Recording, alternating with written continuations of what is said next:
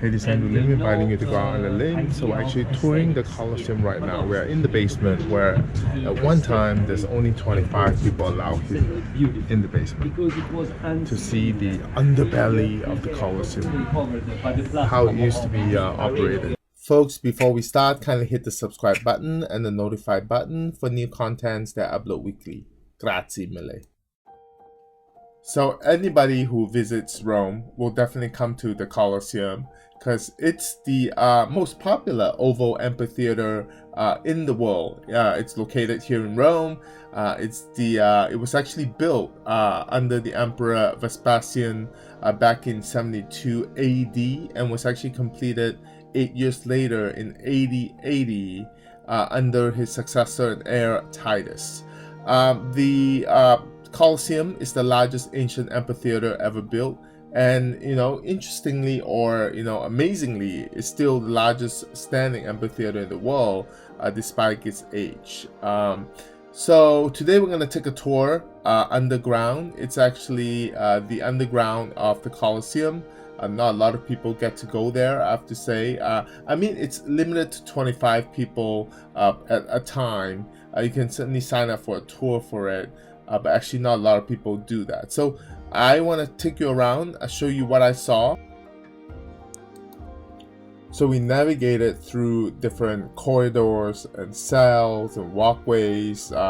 It's actually pretty dark down here, and in fact there are actually water to be found here as well, what you call the underground water conduits, which I have to say the water is a bit dirty. I don't know what was floating under here, but yeah, I wouldn't even touch it. But overall, you can see that it's actually, it has an extensive system or hallways going through the Colosseum. And in fact, there's actually hoists to actually bring the animals up for spectators to enjoy. Now here we actually walk in the same steps as the gladiators as well as the doomed prisoners on the arena floor, which generally is off limits to the general admission. So the arena floor gave us the perspective of the ancient fighters and also an excellent view into the Colosseum's dungeons where important animals as well as the gladiators were actually kept before their slaughter. The animals being slaughtered, by the way, not the gladiators. Speaking of the gladiators, I was told that they were actually not killed ever in the Colosseum.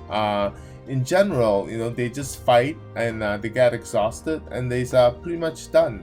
I don't think there were actually a lot of killings happening here, unlike all these myth or even movies that you have seen. Actually, no, yeah, there's not a lot of killing here. So, yeah. The Romans back then weren't that cruel.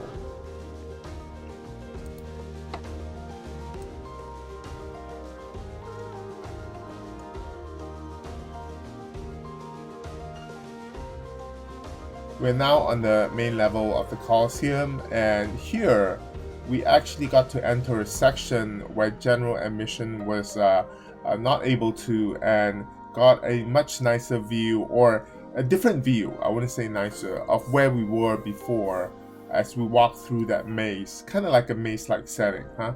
But yeah, it's actually quite the experience, I have to say.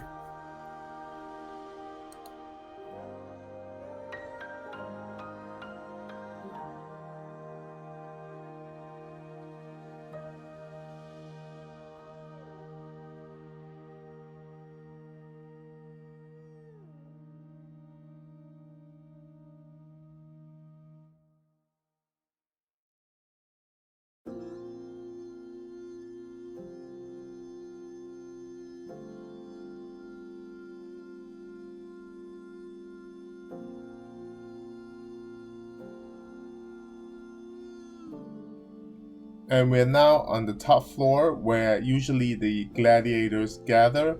And here you have a spectacular view of the Colosseum as well. And our tour guide actually showed us what the gladiators used to dress like. There are five different outfits in general, and how the gladiators, would actually dress up before they actually got onto the arena and started fighting.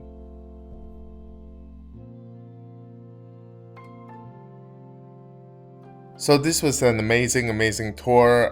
If you really want to know a part of the 3,000 years of history that Rome has, the Colosseum is definitely one key part of it.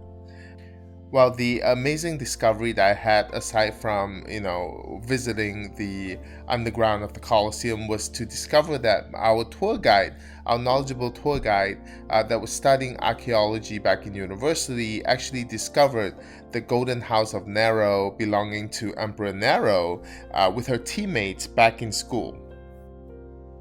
What are those walls? Something very important.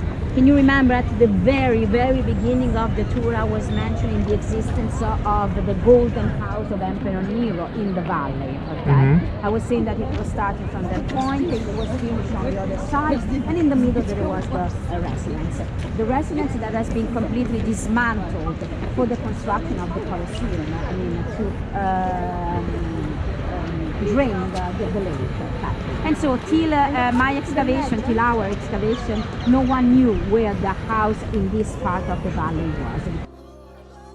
So we're really lucky to have Elizabeth, our tour guide's name, guide us through the underground of the Colosseum. I mean, after all, she excavated something here in the Colosseum. She's qualified.